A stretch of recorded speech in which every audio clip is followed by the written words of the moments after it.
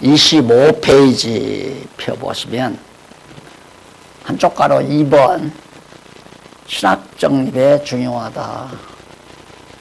이 책이 왜 중요한가? 두 번째, 신학 정립에 중요하다. 그 두 번째 문단에 보면 종교개혁 직후 구라파를 변혁시키고 이어서 영국을 비롯하여 미국의 화려한 역사를 주도해왔던 개혁파 신학의 오늘의 현실은 가련할 정도죠. 불쌍하다 이 말입니다. 가련하다 못해 처참할 지경이다. 애석하게도 구라파 일대에서는 이미 그 흔적조차 찾기가 어려울 정도가 되어버렸고, 미국을 위한 서방 지역에서는 몰락 직전에 놓여 있어 시간의 흐름과 함께 가련하게 시들어져 가고 있는 실정이 오늘의 현실입니다. 개혁파 신학의 현실.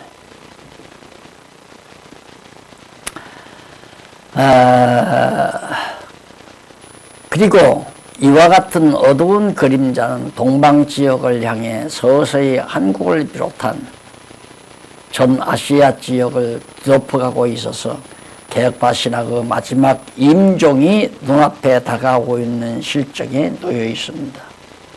그 근본적인 원인이 뭔가? 그동안 개혁파 신학이 보수라는 비명 아래 전통적 교리수에만 심혈을 기울여 온 데 있다.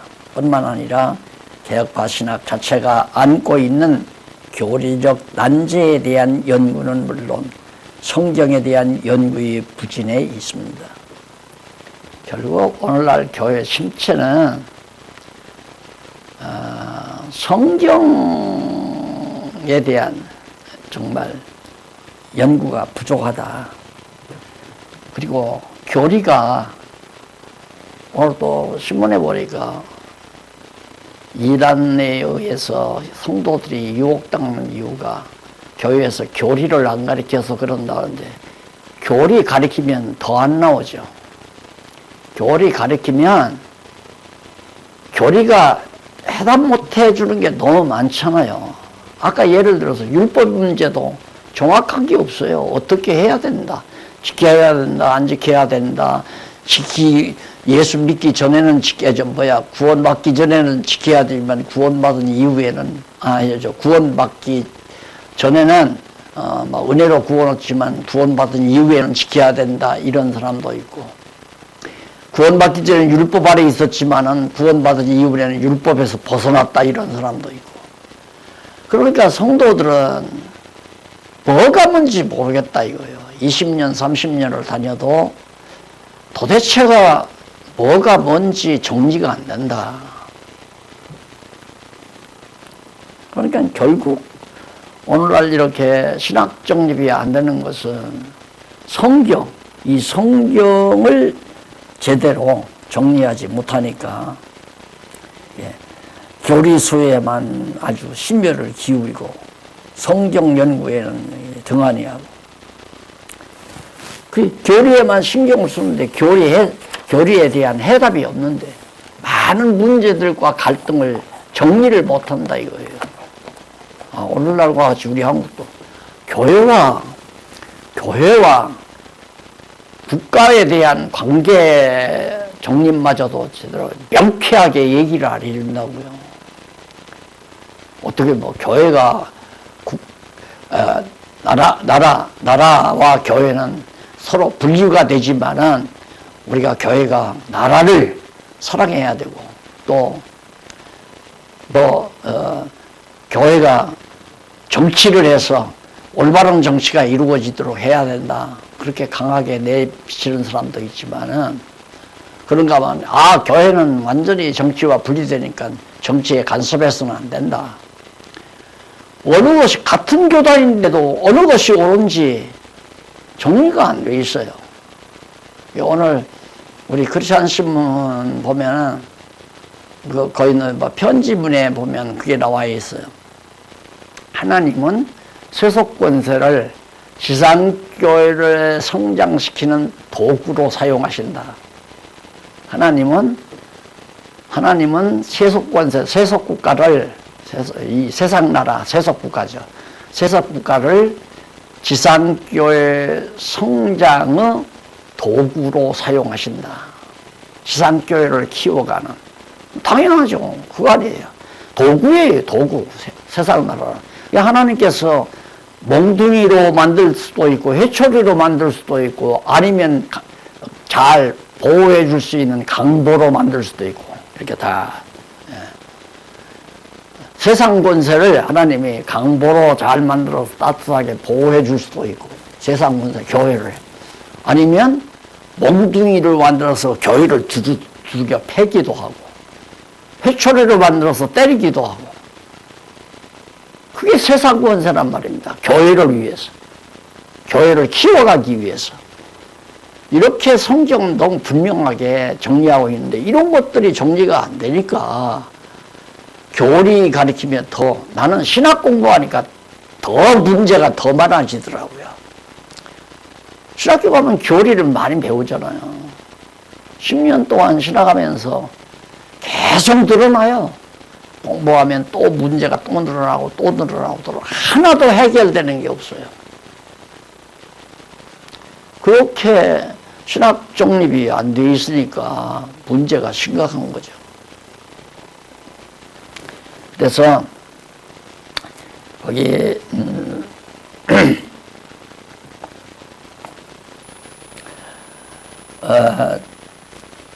제일 밑에 개혁파 이쪽 26페이지 제일 밑에 하단에 이제 이렇게 문제들이 많이 있는데 교리적인 문제, 우리 장로교 교리만도 문제가 많이 있잖아요. 그런 거 묻고 들어가면 그냥 믿으라고 그래요. 그냥 믿으라고. 알고 믿는 게 아니다. 그냥 모르고 믿는 거지. 아는 걸 뭐로 믿냐. 모르니까 믿지. 그러면서 모르고 믿는 것이 믿음이다. 그러면서 그 히브리서 같은 것들을 인용해요. 보지 못하고 믿는 것이 믿음이다. 그러니까 하나님이 계실 거다 하고 소원하고 있으면 그게 믿음이다 이거예요. 바라는 것들의 실사. 하나님이 계시기를 바라고 그냥 하면 그게 믿음이다. 올바른 믿음. 알고 믿으려고 하지 말라. 그래서 목회자들이 교리를 안 가르치잖아요. 교리를 가르치다 보면 교인들이 자꾸 질문하면 답변하기가 힘드니까. 장로교 교리 가운데 가장 중요한 게 예정론 아니에요. 예정론. 장로교 교리의 특색이 예정론이에요. 근데 예정론 교회에서 안 가르치잖아요. 왜? 질문에 답변하기 힘드니까. 그런 교리 가르치면 교인들이 이단에 안 끌려가요? 왜 다른 이단들은 절대 예정된 게 아니다. 우리가 열심으로 기도하면 구원 얻는다. 그런 사람이 있으면 또 그대로 빨려 들어가는 거죠. 그래서 이러한 현실 상황, 그 26페이지 밑에서 네 번째 줄 뒷부분 보세요. 이와 같은 현실 상황에서 본서는 자유주의 신학이 물고 늘어지는 개혁파 신학의 난제들에 대한 깊은 이해는 난제들에 대하여 성경적인 명쾌한 해답을 제시해 준다. 이 책이 난제들을, 그러니까 율법, 죄, 그리고 은혜라고 하는 이런 문제들에 대한 난제, 이런 것들을 아주 성경적으로 명쾌하게 해답을 해준다. 따라서 본서의 주제에 대한 깊은 이해는 기독교의 건전한 신학을 정립하는 데 필수적인 것으로서 그 중요성이 아주 매우 큽니다. 그러니까 이 책이 그렇게 큰 건 아니지만은 우선 1차적으로 우리 개혁파 신학이, 장로교 신학이는가, 교회 신학이, 기독교 신학이 정상 궤도에 오르게 하는 아주 중요한 관문이에요. 이 율법과 죄 그리고 우리라는 거예요. 가장 예민한 부분이거든요. 이 부분이 따지고 보면 가장 예민한, 가장 실질적이고 성도들이 벌써 딱 신앙생활에 접하게 되면 율법 문제, 죄 문제, 은혜 문제 이게 딱 부딪히잖아요. 이걸 정확하게 정립해야만이 기초가 튼튼한 거죠. 이게 성경에서 나오는 얘기니까. 그래서 27페이지 첫 문단에 보면 개혁파 신학의 율법에 대한 교리는 기독교 윤리학과 밀접한 관계를 가지고 있습니다. 기독교 윤리. 신학에 가면 기독교 윤리 배우잖아요. 그 율법관이 제대로 서 있지 않으면 기독교 윤리가 잘못되는 거예요. 기독교 윤리학이 잘못되면은 성도들의 윤리학이라는 것은 생활 아니에요. 생활에 이제 모든 원리가 담겨진 것인데 생활이 흐트러져 버리는 거죠. 빗나가는 거고. 그래서 그래서 기독교 윤리학은 너무도 소극적이고 단편적인 신자의 행동 철학에 불과한 이론을 제시해 줄 뿐이다. 세상살이가 단순하고 순조로운 것만은 아니다. 개혁파 신학은 복잡하고 혼란스러운 세상을 살아가는 신자에게 성경이 분명하게 밝혀주고 있는 포괄적이고 심도 깊은 기독교 윤리학에 대한 진리를 제시해 주지 못하고 있는 것이 오늘의 현실이에요. 자, 그 다음 문단을 한번 보시면은 기독교 윤리는 근본적으로 하나님의 말씀인 성경에 기초를 두어야 한다. 곧 성도들의 신앙생활은 하나님의 말씀인 성경의 권위를 벗어나서 결코 말할 수 없다. 예. 사실 기독교 윤리라고 하는 것이 참 중요한데 이것은 하나님의 말씀, 성경에 기초를 두지 아니하면 그냥 하나의 윤리 철학이에요. 생활 철학. 일반적인 생활 철학이나 똑같아요. 그 일반 윤리학도 도덕이 기초가 되잖아요. 도덕이.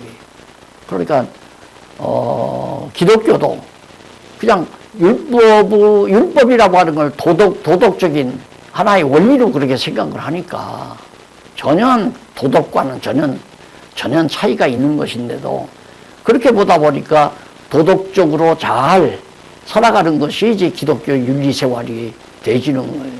그럼 유교인들의 생활이나 기독교인의 생활이나 별 차이가 없는 거죠. 남에가 도둑질하지 아니하고 욕심내지 아니하고 또 살인하지 아니하고 부모 잘 공경하고 하나님 잘 섬기고 이런 것이 하나의 도덕적인 기준으로 그렇게 봐버리니까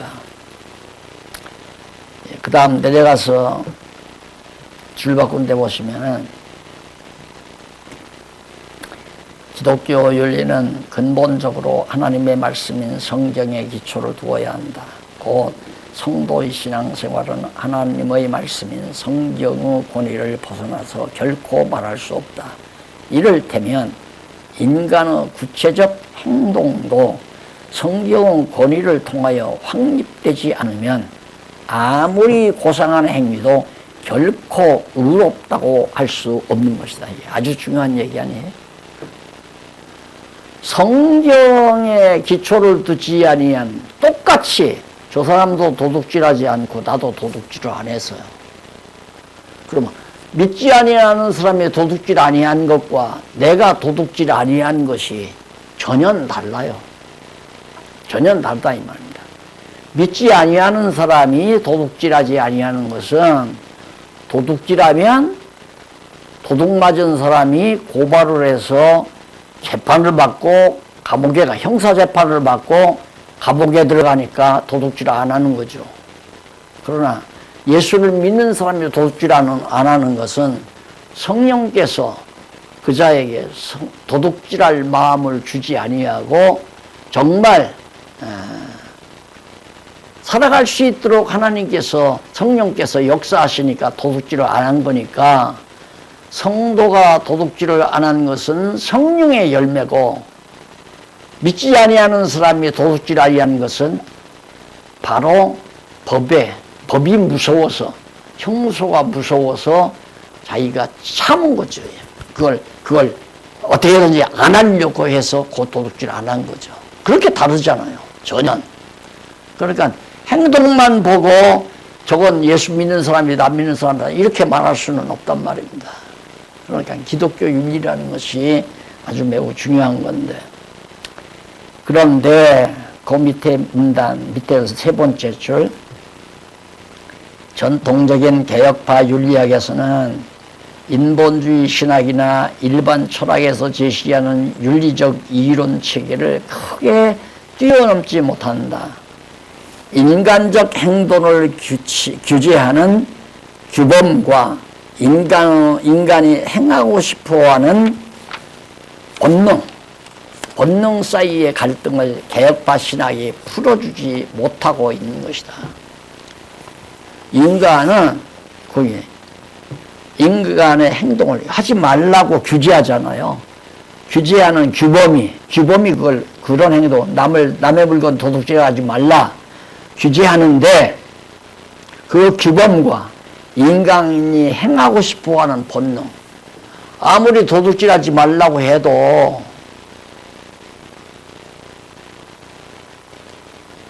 사람이 없으면, 집주인이 없으면, 예를 들어서 아파트에서 살고 있는데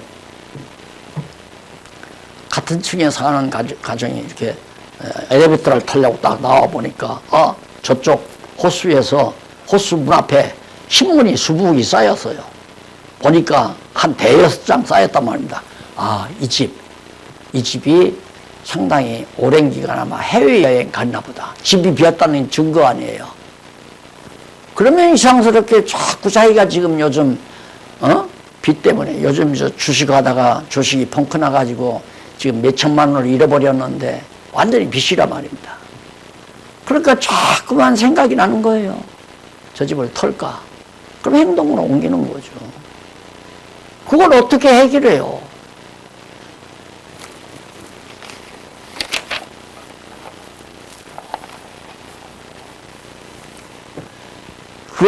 그런 문제들을 신학적으로, 성경적으로 명쾌하게 딱 정리해 주지 못하는 것이 현재 개혁파 신학이다. 개혁파 신학은 율법대로 살라. 그거에 쉽게 말하면 개혁파 신학에서의 윤리학은 하나님의 말씀, 성경 율법대로 살아라. 말씀대로 살아라. 하나님의 말씀대로 살아라. 우리는 하나님의 말씀대로 살라고 하는 말이 내가 주체가 돼서 하나님의 말씀대로 살으라는 얘기거든요. 그러니까 그게 되느냐 이 말이에요. 그 규범인데 성경이 규범으로 내게 다가오면 참 답답한 거죠. 성경은 내가 살아야 될 규범이 아니라 성경은 하나님 자체를 계시하시는 계시 내용이거든요. 계시와 구별은 하늘과 땅 차이란 말입니다. 그래서 개혁파 신학은 그 밑에 문단, 개혁파 신학은 율법을 행동규범으로 대체하는 소극적이고 단편적인 윤리관으로 만족하며 안주해서는 안 된다고 제가 역설하는 겁니다. 그 다음 내려가서 한 줄 뗀데 중간 바로 문단에 보면 개혁파 신학의 죄 문제입니다. 죄에 관한 교리는 교리신학의 신론과 인죄론이 안고 있는 난제들과 직접적으로 관련이 있습니다. 사실 교리신학이라는 게 이제 교리를 확대한 하나의 학문적 논리거든요. 신학적 논리, 교리를 확대해 놓은 거. 근데 거기에 보면 이제 교리신학을 보면은 제일 먼저 이제 서론이 나오고, 그 다음에 신론이 나와요. 신론이 나오고, 그 다음에 인죄론이 나와요. 인죄론. 그러니까 신론과 인죄론의 문제가 바로 이 죄관에 대한 올바른 인식이 없이는 이게 정확하게 정리될 수 없단 말입니다. 많은 난제들이 있죠. 신론과 인죄론에 있어. 가장 신론에 있어 큰 난제들이 이제 그 밑에 나와 있는데, 신론이 안고 있는 고질적인 난제들이 너무도 많다. 인간의 죄가 하나님의 섭리 영역 안에 있는 것인가? 아니면 하나님의 섭리 영역 밖에 있는 것인가? 만일 인간의 죄가 하나님의 섭리 영역 아래에 있다면 하나님께서 죄를 섭리하신다는 말인가? 그렇다면 무슨 이유로 인간의 죄를 섭리하시고 심판하시는가? 반대로 하나님이 섭리해놓고 하나님이 심판하느냐 이 말이죠. 반대로 죄가 하나님의 섭리 영역 밖에 있다면 전지전능하신 하나님께서 인간이 타락할 것을 전혀 알지 못하셨다는 말인가? 아니면 절대자이신 하나님 외에 하나님과 대등하거나 하나님을 능가하는 다른 어떤 세력이 있어서 인간을 타락하도록 유도했단 말인가? 그리고 인간을 타락시킨 세력이 에덴 동산의 뱀이라는 말인가? 하나님께서는 왜 선악을 알게 하는 나무를 하필이면 에덴 동산 중앙에 나게 하셨는가?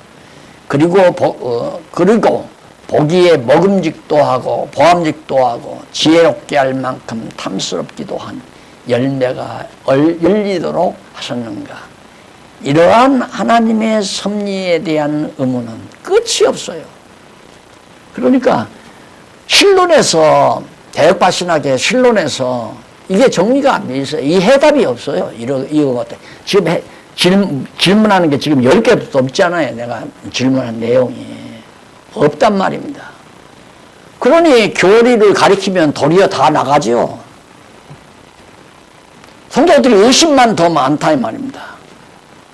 그럼 하나님이 영 마귀한테 쩔쩔 매는가 보다. 하나님이 죄를 안 만들었는데 어쩌면 하나님 반대로 다른 어떤 죄의 권세가 있는가 보다. 그래서 이원론적인 사고가 나오지 않습니까? 그렇게 되면. 그래서 이원론을 주장하는 자들도 있단 말입니다.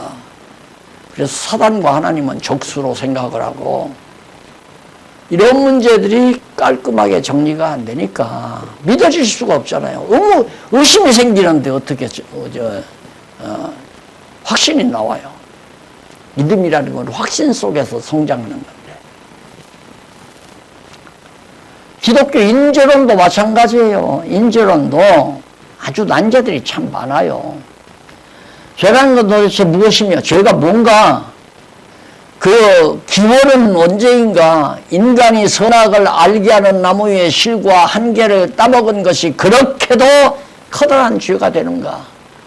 아니 내가 배가 고파서 먹고 싶어서 사과밭에 가다가 주인이 안 보는 것 같아서 하나 따서 먹었는데 들통이 났다. 그러면 주인이 쫓아와. 아유 죄송합니다. 제가 다 가다 보니까 사과가 너무 맛있게 생겨서 하나 따먹었네요.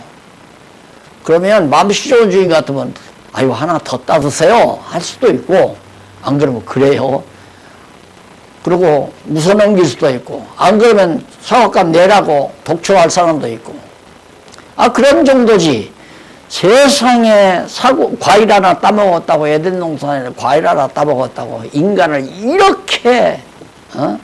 이렇게 잔인한 세상에 내쫓아가지고 울고 불고 지지고 볶고 시기하고 질투하고 싸우고 그냥 남 욕하고 험담하고 전쟁하고 죽이고 무기 만들어서 막 몇십만 명 죽이고 몇백만 명도 죽이고 권력 잡기 위해서 그냥 사람을 짐승 죽이듯이 죽이고 이런 잔인한 세상에서 그래 이렇게 살도록 해야 되겠는가? 정말 신은 존재하는가? 이게 문제가 되잖아요. 하나도 정리 안 돼요, 그게. 그리고 아담 한 사람의 범죄를 그 후손인 온 인류에게 전가시키는 것은 너무 무리한 처사가 아닌가? 아니 아버지가 사과 하나 따먹었다고 과일 하나 따먹었다고 그 죄를 아들에게도 묻고 손자에게도 묻고 대대 손손 자손들에게 전부 그건 너무 징벌이 과하다고 생각하지 않는가 이 말이에요. 이러한 의문이 멈출 겨를이 없이 계속 이어질 수 있습니다. 또 찾아서 계속 더 문제가 많이 나오죠. 해결 하나도 안 됐어요. 이렇게 개혁파 신학에서 신론과 인재론, 교리신학 전체의 체계와 내용을 좌우하는 중요한 역할을 담당하고 있다. 그러므로 신론과 인재론에 관련된 수많은 난제들을 그대로 남겨둔 채 현대적인 재검토가 요구된다. 또한 정황무고한 성경에서 기초한 신론과 인재론의 정확한 이론 체계가 이루어져야 한다. 교리가 다시 만들어져야 된다 이 말이죠. 그 다음 개혁파 신학의 은혜에 대한 거 밑에 문단 나옵니다. 은혜에 대한 얘기. 은혜에 관한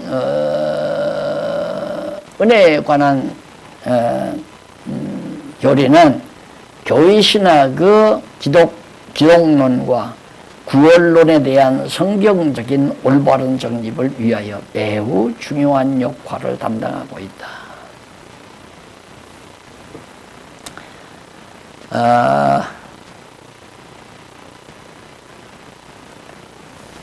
개혁파 신학의 은혜에 관한 교리, 이것이 교회신학의 기독론, 하나님 예수 그리스도께서 우리를 은혜로 구원시키기 위해서 오셔서 죽으시고 부활하시고 승천하시고 속죄하기 위해서 은혜 베풀러 오신 거 아니에요.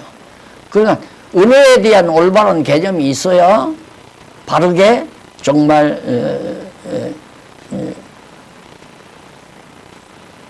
기독론이, 올바른 기독론이 정립될 수 있다. 뿐만 아니라 구원도 그렇죠. 구원이 은혜로 왔느냐 행위로 왔느냐 이거에 대한 갈등도 참 많잖아요. 그래도 행해야 된다. 행함이 없는 믿음은 헛것이니까, 행함이 없는 믿음은 죽은 믿음이니까 믿어도 행해야지. 율법을 지켜야 구원을 얻지.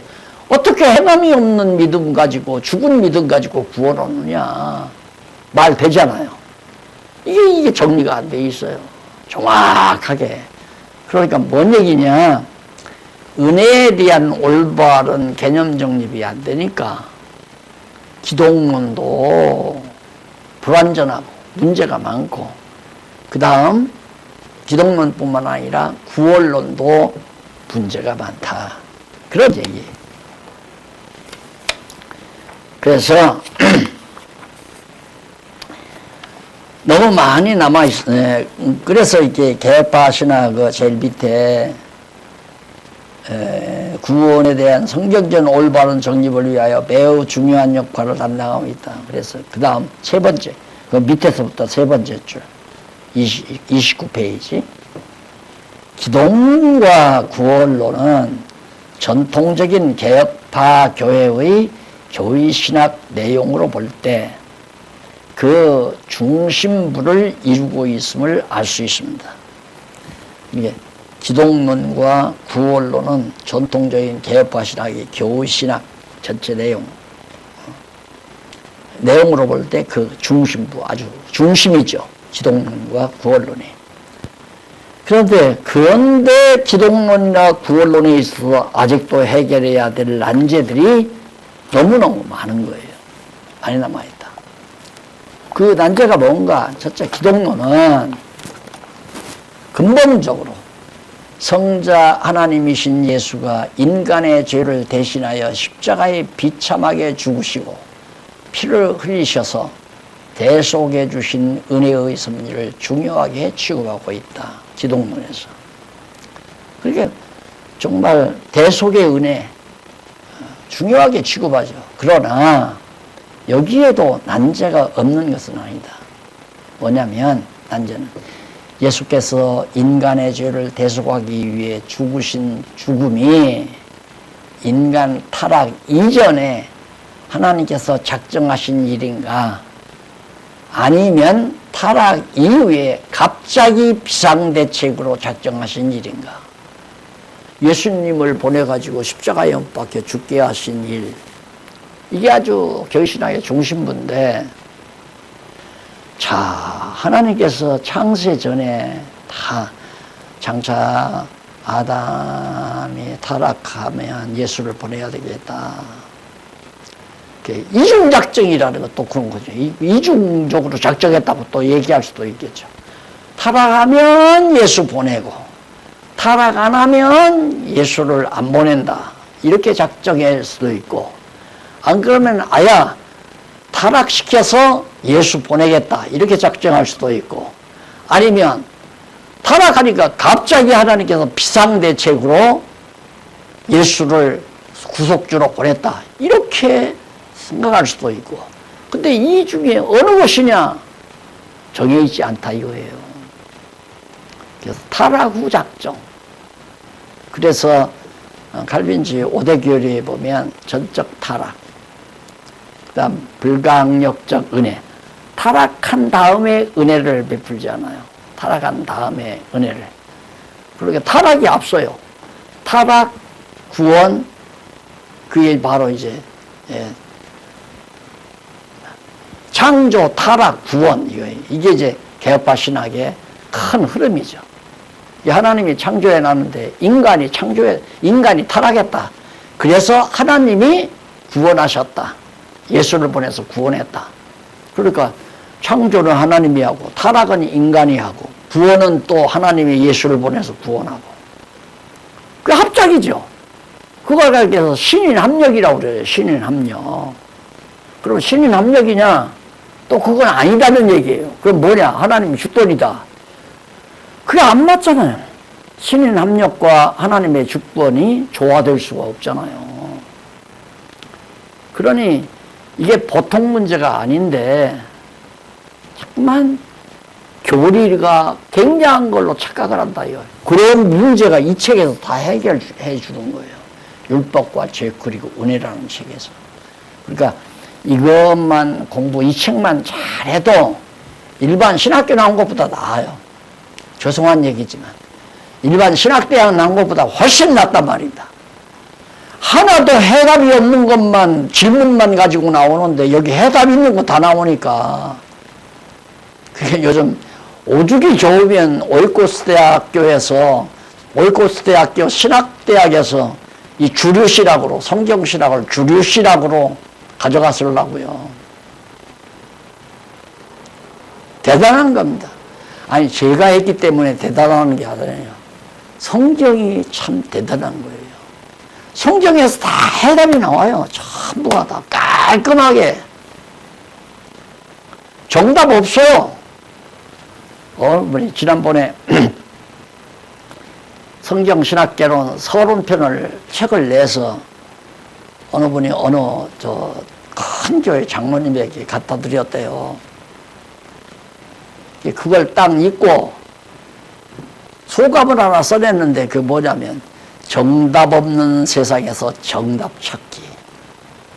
세상에 인문과학이나 물리학이나 인문학이나 그다음 사회학이나 어떤 학문에서도 과학이나 어떤 학문에서도 정답이 없는데 바로 이 성경신학에 정답이 있다 이거죠. 정답을 찾는다 이 말입니다. 그러니 지금 여기 나오는 문제들만 해석해도 해결이 돼도 박사 모자, 박사 가운 12번도 더 입고 100번도 더 입어야 돼요. 100번도 더 입을 수 있단 말입니다. 문제 하나씩 해결해서 논문 내면 박사학위 되는 거 아니에요. 그런데 문제가 얼마나 많아요. 전택설이냐 후택설이냐 이거 하나 쓰면 박사학위 돼요. 어떤 사람은 전택설이라고 하고 어떤 사람은 후택설이라고 그러고 왜 후택설이면 왜 후택설이다 이걸 성경적으로 꽉 정리를 해주고 전택설이면 왜 이것이 전택설이다 하고 정확하게 성경으로 정리해주면 어떻게 박사학위로 안 줘요? 박사학위 줘야지. 욥이라는 날이라는 창세기 1장에 첫날 날짜 욥이라는 날짜 글자 하나 해석해서 정리하니까 박사학위 구약신학 박사학위 신학 박사학위를 받았던데 글자 하나 단어 하나 해결해 해석해도 여러분 정말 이 책 한 번 읽고 그냥 던져놓으면 안 돼요. 그래서 어떤 목사님이 이걸 세 번을 읽고 쫓아왔더라고요. 세 번을 읽고 저 인도에서까지 왔어요. 세 번을 읽고. 처음에 읽으니까 이거 뭔가 알 것 같고 모를 것 같고 그러더래요. 두 번째 읽으니까 뭔가 반짝반짝 눈이 뜨이더래요. 세 번째 읽으니까 하가 문제 하나씩 풀리는데 도저히 그냥 있을 수 없으니까 인도에서 선교하다 말고 쫓아왔더라니까요.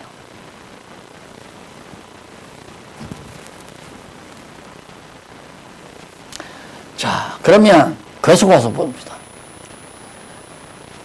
계속해 주신 은혜의 섭리를 중요하게 취급하고 있는데, 그러나 여기에도 난제가 있는 것이 뭐냐면 인간의 죄를 대속하기 위해서 죽으신 죽음이 인간 타락하기 이전에 하나님께서 이미 작정하신 일이냐, 아니면 응급처치, 타락한 이후에 응급처치하신 것이냐, 아니면 만일 그것도 아니면 이중적으로 타락하면 예수 보내고 타락지 않으면 예수 안 보낸다, 이렇게 정해놓으신 거냐. 이중작정이죠, 그거. 뭘 얘기하겠어요? 뭘 어떻게. 그런데 우리 장로교는 은근히 타락 후, 타락하니까 하나님이 구원하셨다, 예수 보내셨다, 메시아 보냈다, 후택설을 말하는 후택설. 하나님은 타락한 다음에 예수 보낼 걸 작정하셨다. 그러면 하나님은 인간이 타락할 걸 몰랐나? 이제 그 문제가 또 나오겠죠. 그렇다면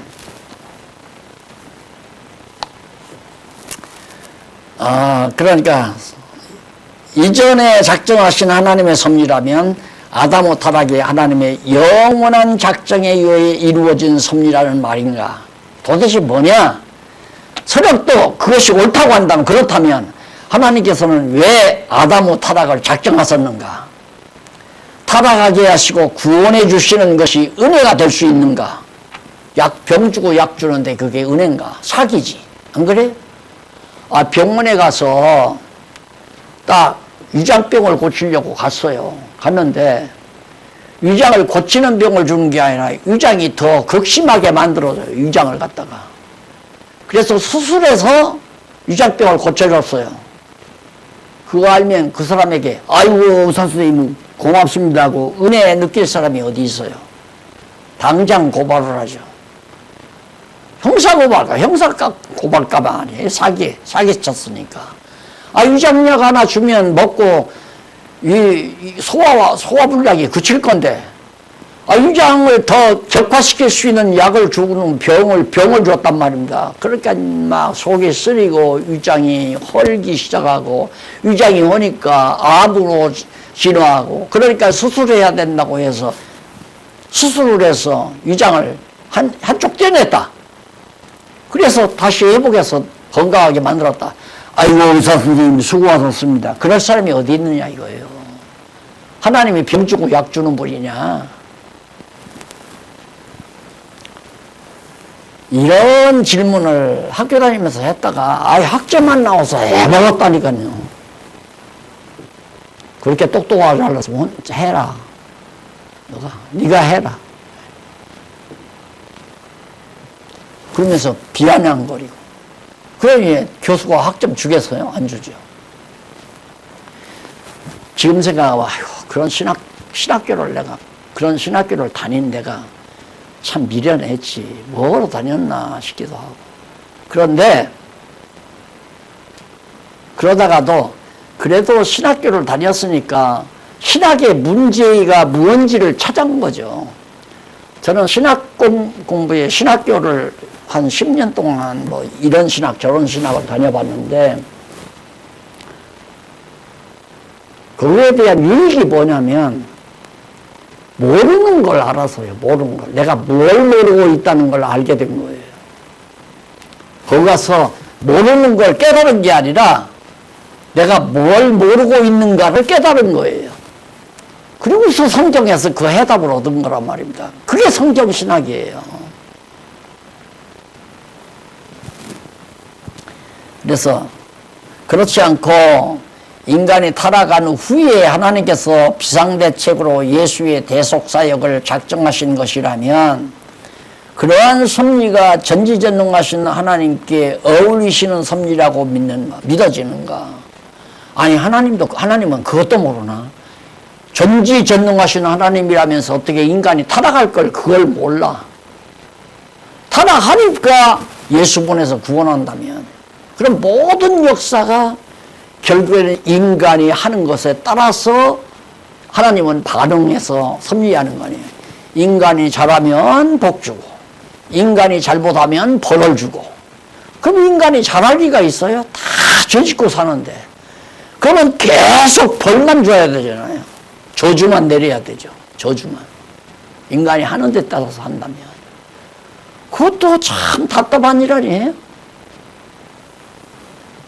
이게 한참 자라나는 젊은이들에게 이렇게 파고 들어가서 하나하나 정리를 해줘야 올바른 신관, 올바른 인생관, 올바른 죄관, 인죄론, 올바른 인죄론, 구원론 이런 것들이 기독론 이런 것들이 다 올바로 정리가 되는 거죠.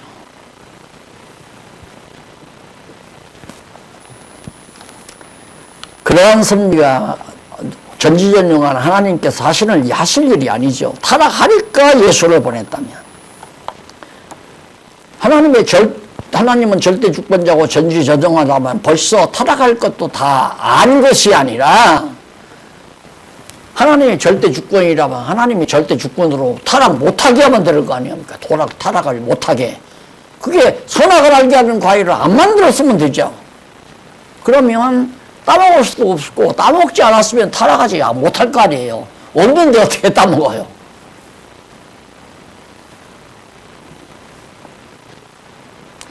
자, 하나님께서는 피조물에서 일어나는 사건들의 상황에 따라 섭리하시는 분이신가? 이게 참 그럼 역사관이죠. 역사관도 문제예요. 미래 역사를 몰라요. 그런데 성경을 보면 앞으로 되어질 역사를 전부 선지자들 통해서 예언하게 만들잖아요.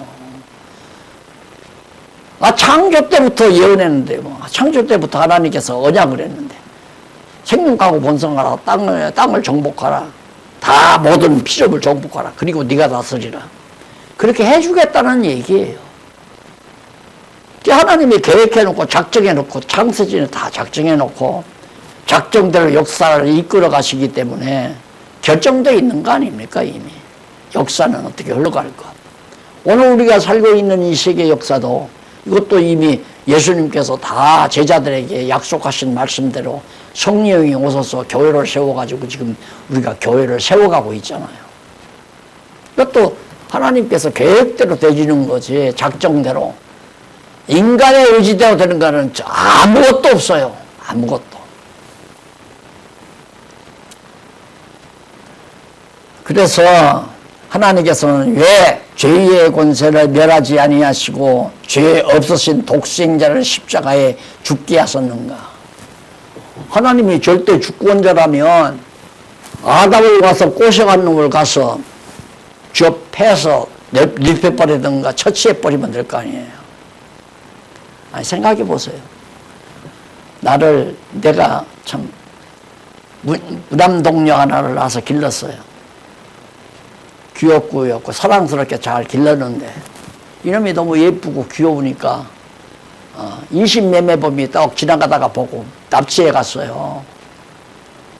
가서 온갖 끝파리도 시키고 가서 제 심부름도 하게 하고 이런 못된 짓을 하다가 했단 말입니다. 그 정보를 내가 알았어요. 그럼 가만 놔두겠어요? 가만 그렇게 그 인신매매범 따라간 딸을 죽이겠습니까? 그런 부모가 어디 있어요? 인신매매범에게 유혹당한 과자나에게 유혹당한 딸을 죽이는 게 아니라 임신매매범을 형사고발해서 당장 그놈을 징역 살려버리죠. 하나님이 전지전능자라면 아담을 보기 좋고 정말 아름답게 지어놓으신 아담이 유혹당해서 그렇게 범죄했으면 범죄케 만든 그 권세, 뱀의 권세, 그놈을 때려 죽여버려야죠. 오늘 우리를 죄짓게 유혹해서 죄짓게 한 죄의 권세가 있다면 죄의 권세, 사단의 권세를 죽여버리든가. 근데 왜 못 죽여요? 힘이 모자라서 못 죽이나요? 그런 문제가 다 나와요. 자, 그래서 죄 없이 독생자를 십자가에 죽게 하셨는가? 그것은 하나님께서 죄의 권세를 멸하실 능력이 모자라서니까, 모자라기 때문인가? 죄 없으신 예수님을 주신 것보다는 죄의 원흉인 죄의 권세만을 직접 처벌하시는 것이 하나님의 공의로우신 섭리가 아닌가? 아담이 선악을 알게 하는 과일 하나를 따먹은 죄의 대가로 꼭 죄 없으신 예수가 죽으셔야만 하는가? 다른 방법은 없었는가? 이렇게 멈추지 않는 의문들이 계속해서 뇌리에서 쌓이게 됩니다. 그러니 이 신학이 잘하겠어요? 나 같으면 나는 성경에서 해답을 못 알았으면 에이 기독교 웃기는 거야 그 인간들이 다 사람들을 유혹하기 위해서 다 인간들이 그래. 그 자유주의 신학자들이 바로 그거 아니에요. 저도 자유주의 신학자 되고도 남죠. 성경 몰랐으면 반박 얼마든지 할 수 있잖아요. 얼마든지. 내가 지금 이런 문제를 제기해 놓고 해답을 못 쓰면 젊은이들 교회에서 다 나가버려요. 똑똑한 젊은이들은. 그래서 구원론에서도 구원은 하나님의 은혜의 선물이라는 점에서 이제 우리가 기독론 아까 정리했죠. 이제 은혜, 구원론.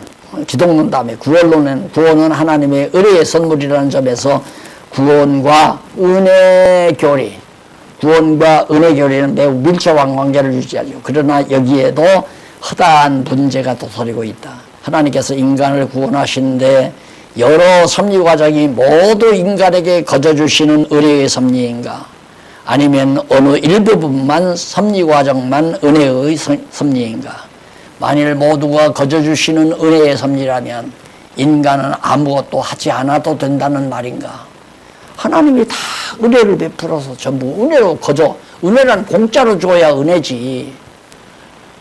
아니 쌀이 떨어져서 쌀가게 가서 쌀을 파는데 쌀값 주고 대가를 주고 쌀을 가져왔으면 그 은혜입니까? 대가지.